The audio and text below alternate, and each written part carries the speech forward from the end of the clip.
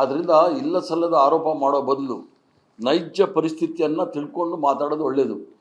ಸುದರ್ಶನ್ ಅವರು ಹೇಳಿದಾಗೆ ಸಂವಿಧಾನದಲ್ಲಿ 324 ಆರ್ಟಿಕಲ್ 324, 325, 326, 327, 329ವರೆಗೂ ಸಹ ಎಲ್ಲ ಪ್ರಾವಧಾನಗಳು ಸಹ ನಮ್ಮ ಸಂವಿಧಾನದಲ್ಲಿ ಇದೆ. ಚುನಾವಣೆ ಯಾವ ರೀತಿ ಮಾಡೋದು, ಎಲೆಕ್ಟ್ರಲ್ ರೋಲ್ಸ್ ಯಾವ ರೀತಿ ಮಾಡೋದು ಅಂತೆಲ್ಲ ಹೇಳಿ. ಆದರೆ ಇವ್ರಿಗೇನಾದರೂ ಅದರ ಲೋಪದೋಷ ಕಂಡುಹಿಡಿದ್ರೆ ಅದರಲ್ಲಿ ಸರಿ ಮಾಡ್ಕೊಳ್ಬೋದಿತ್ತು. ಆದರೆ ಇವರ ಹುನ್ನಾರ ಮೊದಲು CAA ಮಾಡಿದ್ರು, NRC ಮಾಡಿದ್ರು, ಸುಮಾರು ಜನ ಬಾಂಗ್ಲಾದೇಶಿಗಳಿದ್ದಾರೆ ಅಂತೇಳಿ ಅಸ್ಸಾಮಲ್ಲಿ ದೊಡ್ಡ ಪಟ್ಟಿನೇ ಒಂದು ಬಿಡುಗಡೆ ಮಾಡಿದ್ರು. ಅದರಲ್ಲಿ ಕಡೆಗೆ ಇವರು ಸಿಕ್ಕಿದ್ದು 23,000 ಕೂಡ ಬಾಂಗ್ಲಾದೇಶಿಯವರು ಸಿಕ್ಕಲಿಲ್ಲ. ಅಲ್ಲಿ CAA ಬಿಟ್ಟರು, NRC ಬಿಟ್ಟರು. ಈಗ ಹೊಸದಾಗಿ SIR ತಗೊಂಡಿದ್ದಾರೆ. SIR ತಗೊಂಡು ನಾನು ಬೆಂಗಾಲಲ್ಲಿ ಚುನಾವಣೆ ಉಸ್ತುವಾರಿ ವಹಿಸಿದ್ದೆ. 91 ಲಕ್ಷ ಕೈ ಬಿಟ್ಟಿದ್ದಾರೆ, 27 ಲಕ್ಷ ಅಡ್ಜುಡಿಕೇಷನಲ್ಲಿದೆ.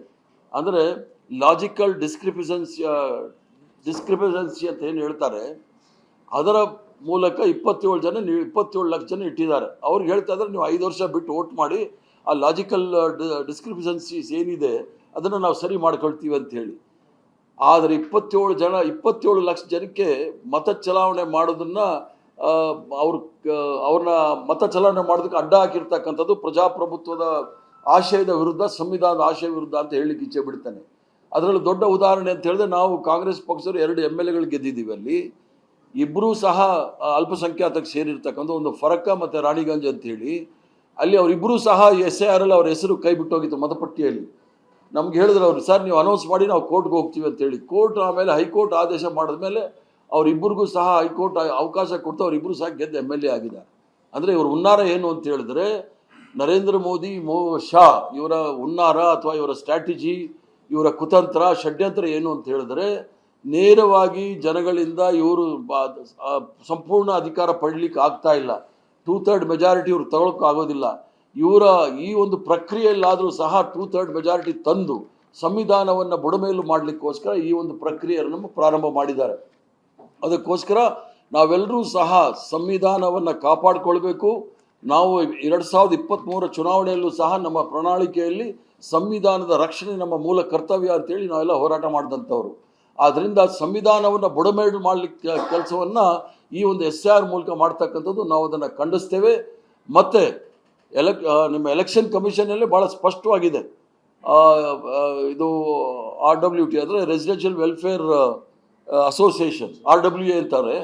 ಈ ಫ್ಲ್ಯಾಟ್ಗಳಲ್ಲಿ RWA ಹೊರಗಡೆ ನಾವೆಲ್ಲರೂ ಸಹ ಸಾಮಾನ್ಯವಾಗಿ ಸಮುದಾಯ ಭವನಗಳು ಮತ್ತು ಜನಸಾಮಾನ್ಯ ಸೇರ್ತಕ್ಕಂಥ ಜಾಗಗಳು, ಅದು ದೇವಸ್ಥಾನ ಇರ್ಬೋದು, ಮಸೀದಿ ಇರ್ಬೋದು, ಚರ್ಚಲ್ಲಿ ಎಲ್ಲೂ ಸಹ ಕೂತ್ಕೊಂಡು ನಾವು ಎನ್ಯುಮರೇಷನ್ ಫಾರಮ್ ಫಿಲ್ ಮಾಡ್ಬೋದು. ಕಳ್ಳು ಓಟಕ್ಕೆ ಆಗೋದಿಲ್ಲ. ಕಳ್ಳು ಓಟ್ ಹಾಕ್ಸೋದು ಇವ್ರು ಮಾಡೋದು. ಯಾಕಂದರೆ ಯಾವ್ಯಾವ ದೇವಸ್ಥಾನದಲ್ಲಿ ಯಾವ ಥರ ಉಪಯೋಗಿಸ್ಕೊಳ್ತಾರೆ ಅಂಥೇಳಿ. ಬೆಂಗಳೂರು ನಗರದಲ್ಲೇ ನೀವು ಬಂದರೆ ಮಹಾಲಕ್ಷ್ಮಿ ಲೇಔಟ್ಗೆ ಹೋಗಿ, ಅಲ್ಲಿ BJPಯವರು ಎಲೆಕ್ಟ್ರಲ್ BLO ಜೊತೆ ಹೋಗಿ ಪ್ರತಿ ಮನೆಗೆ ನೀವು BJPಯವ್ರಿಗೆ ಓಟ್ ಕೊಡಬೇಕು, ನಿಮ್ಮ ಹೆಸರನ್ನ ನಾವು ವೋಟರ್ ಲಿಸ್ಟಲ್ಲಿ ಸೇರಿಸ್ತಾ ಇದ್ದೀವಿ ಅಂತಾರೆ. ಸದಾಶಿವನಗರದಲ್ಲಿ ಅಲ್ಲಿ ಮಲ್ಲೇಶ್ವರಂ ಕಾನ್ಸ್ಟಿಟ್ಯೂನ್ಸಿಗೆ ಸೇರುತ್ತೆ. ಅಲ್ಲಿ ಫುಟ್ಪಾತ್ ಮೇಲೆ ಕೂತ್ಕೊಂಡು ಎಲ್ಲರನ್ನೂ ಸಹ ಜಬರ್ದಸ್ತಿ ಬಲವಂತವಾಗಿ ಸೇರಿಸ್ತಕ್ಕಂಥ ಕೆಲಸ ಭಾರತೀಯ ಜನತಾ ಪಾರ್ಟಿಯವರು ಮಾಡ್ತಾ ಇದ್ದಾರೆ. ಜಯನಗರದಲ್ಲಿ ಆಗಿದೆ. BLOಗಳ ಜೊತೆ BJPಯವರೇ ಹೋಗಿ ಧಮಕಿ ಕೊಡ್ತಾ ಇದ್ದಾರೆ. ಮತ್ತೆ ತಮಗೆ ಅನಿಸಿರ್ಬೋದು ಮಸೀದಿನಲ್ಲಿ, ಸಮುದಾಯ ಭವನದಲ್ಲಿ ಯಾಕೆ ಹೆಸರು ಸೇರಿಸ್ತಾ ಇದ್ದಾರೆ ಅಂತ ಹೇಳಿ. ಭಾಳಷ್ಟು ಜನ BLOಗಳು, ಟೀಚರ್ಗಳು ಇದ್ದಾರೆ, ಅಂಗನವಾಡಿಗಳು ಇದ್ದಾರೆ. ಅವರು ಆ ಸ್ಲಮ್ ಏರಿಯಾದಲ್ಲಿ ಆ ಒಂದು ಯಾರು ಅಲ್ಪಸಂಖ್ಯಾತರಿದ್ದಾರೆ ಮತ್ತು ಬಡ ಜನತೆ ಇದ್ದಾರೆ, ಅಲ್ಲಿ ಅವರು ಹೋಗ್ತಾ ಇಲ್ಲ. ಅಲ್ಲಿ ಹೋಗಿ ನಾವು ಅದನ್ನೆಲ್ಲ ನಾವು ಮಾಡೋಕ್ಕಾಗೋದಿಲ್ಲ ಅಂತ ಹೇಳಿದಕ್ಕೋಸ್ಕರ ನಮ್ಮವರು ಅದನ್ನು ಕಾನೂನುಬದ್ಧವಾಗಿ ಸಮುದಾಯ ಭವನ, ಮಸೀದಿ, ದೇವಸ್ಥಾನದಲ್ಲಿ ಅವರ ಹೆಸರುಗಳನ್ನು ನೋಂದಾವಣೆ ಮಾಡಲಿಕ್ಕೆ ಎನ್ಯುಮರೇಷನ್ ಫಾರಮ್ನ ನಾವು ಫಿಲ್ ಮಾಡ್ತಾ ಇದ್ದೀವಿ. ಎನ್ಯುಮರೇಷನ್ ಫಾರಮ್ ಫಿಲ್ ಮಾಡಿದ ಮೇಲೆ ಅದು ಸುಲಭವಾದ ಕೆಲಸ ಅಲ್ಲ. ಅದಕ್ಕೆ ಪದವೀಧರರೇ ಅದನ್ನು ಭರ್ತಿ ಮಾಡೋದು ಕಷ್ಟ ಅನ್ನುವಾಗ, ಒಬ್ಬ ಗುಡಿಸಲು ಪ್ರದೇಶದಲ್ಲಿ ಇರ್ತಕ್ಕಂಥವನು, ಓದಿಲ್ಲದೆ ಇರ್ತಕ್ಕಂಥವ್ರು, ಶಿಕ್ಷಣ ಇಲ್ಲದೆ ಇರ್ತವ್ರು ಯಾವ ರೀತಿ ಅದನ್ನು ಭರ್ತಿ ಮಾಡ್ತಾರೆ ಅನ್ನೋದು ನಾವು ಯೋಚನೆ ಮಾಡಬೇಕು. ಅದಕ್ಕೋಸ್ಕರ ಈ ಪ್ರಕ್ರಿಯೆ ಸುಗಮವಾಗಿ ಆಗಲಿ ಅಂತೇಳಿ ನಾವ್ಯಾರು SIR ವಿರುದ್ಧ ಇಲ್ಲ.